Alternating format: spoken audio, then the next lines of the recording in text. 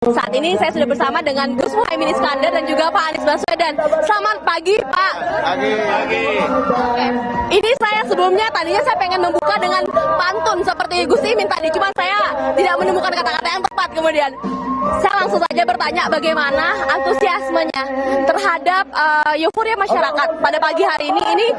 Ini termasuk ramai atau sepi sih, Cak? Ya, alhamdulillah ratusan ribu dari subuh ya, mereka sudah datang, dan ini kebahagiaan, tentu semangat perubahan yang kuat yang orang menganggap melalui survei-survei seolah-olah nggak ada, tapi semua kegiatan kita terus ramai, dan insya Allah survei yang paling benar adalah Februari 2024. Pak Anies, tadi kan dikatakan juga bahwa Jawa Timur ini menjadi kunci dari pemenangan pemilu, dan juga Gus Muhaimin dan Pak Anies juga ingin Jawa Timur ini menang mutlak. Jadi artinya akan semakin optimis ya Pak ya?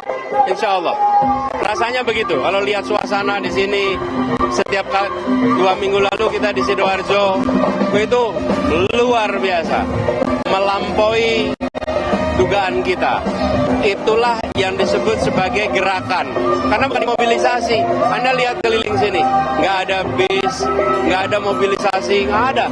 Ini adalah orang datang dengan sukarela. Bahkan sebagian menginap di masjid-masjid sekitar lokasi.